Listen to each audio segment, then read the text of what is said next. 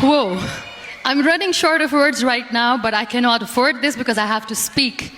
Thank you so much for all the love, for all the warmth. Thank you for accepting me. Thank you very much.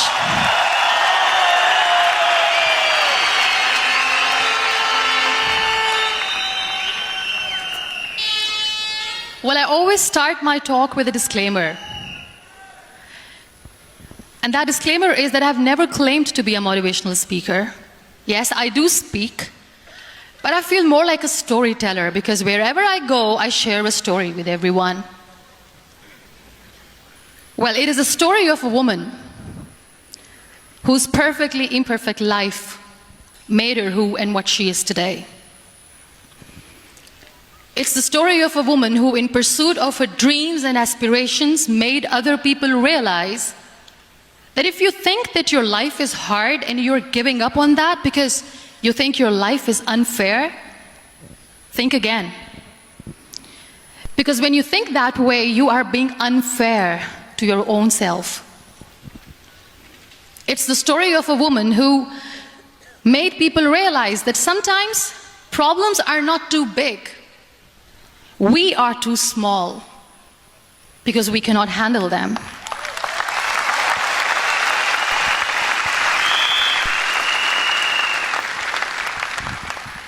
It is the story of a woman who with time realized the real happiness doesn't lie in success, money, fame. It lies within. Real happiness lies in gratitude.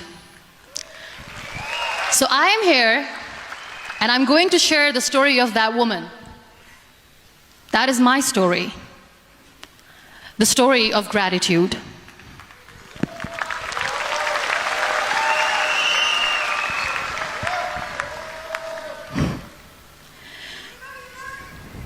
I love you too. I love you all. I believe in the power of words. Many people speak before they think. But I know the value of words. The words can make you, break you, they can heal your soul, they can damage you forever. So I always try to use the positive words in my life wherever I go. They call it adversity, I call it opportunity. They call it weakness, I call it strength. They call me disabled, I call myself differently abled. They see my disability. They see my disability, I see my ability. There are some incidents that happen in your life, and those incidents are so strong that they change your DNA. Those incidents or accidents are so strong that they break you physically. They deform your body, but they transform your soul.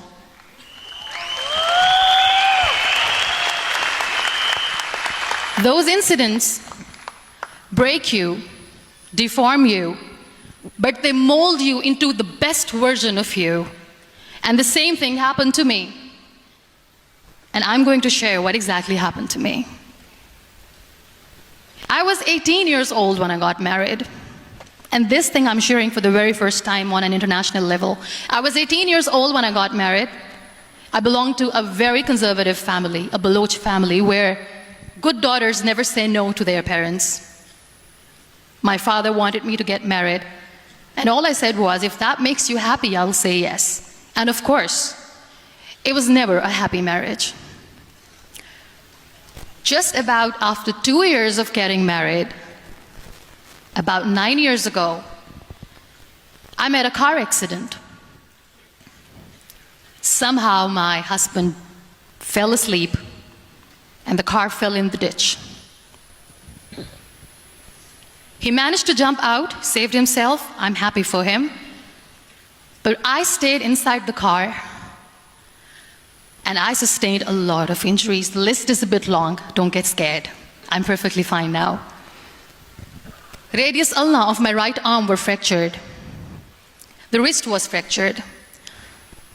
Shoulder bone and collarbone were fractured. My whole rib cage got fractured. And because of the rib cage injury, lungs and liver were badly injured. I couldn't breathe. I lost urinary bowel control.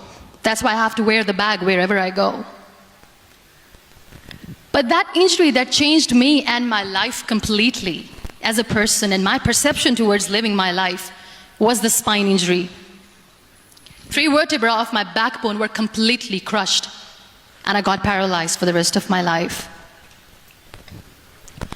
So this accident took place in a far-flung area in the outskirts of a very small province, Balochistan, where there was no first aid, no hospital, no ambulance. I was in the middle of nowhere in that toppled car.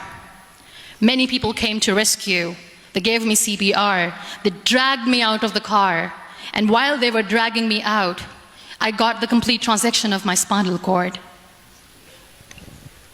And now there was this debate going on, should we keep it here? She's going to die, where should we go? There is no ambulance. There was this 4-wheeler Jeep standing in the corner of the street. They said, put her in the back of the Jeep and take her to the hospital, which is 3 hours away from this place. And I still remember that bumpy ride. I was all broken. They threw me at the back of the Jeep and they rushed me to the hospital. That is where I realized that my half body was fractured and half was paralyzed. I finally ended up in a hospital where I stayed for 2.5 months. I underwent multiple surgeries. Doctors have put a lot of titanium in my arm. There's a lot of titanium at my back to fix my back. That's why people in Pakistan call me the Iron Lady of Pakistan. Sometimes I wonder how easy it is for me to describe all this all over again. And somebody has rightly said that when you share your story and it doesn't make you cry, that means you have healed.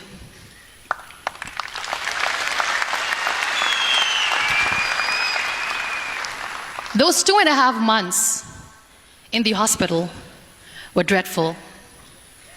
I will not make up stories just to inspire you. I was at the verge of despair. One day, doctor came to me and he said, well, I heard that you wanted to be an artist, but you ended up being a housewife. I have a bad news for you. You won't be able to paint again because your wrist and your arm are so deformed, you won't be able to hold a pen again. And I stayed quiet. Next day, doctor came to me and said, your spine injury is so bad, you won't be able to walk again. I took a deep breath and I said, it's all right. The very next day, doctor came to me and said, because of your spine injury and the fixation that you have in your back, you won't be able to give birth to a child again. That day, I was devastated. I still remember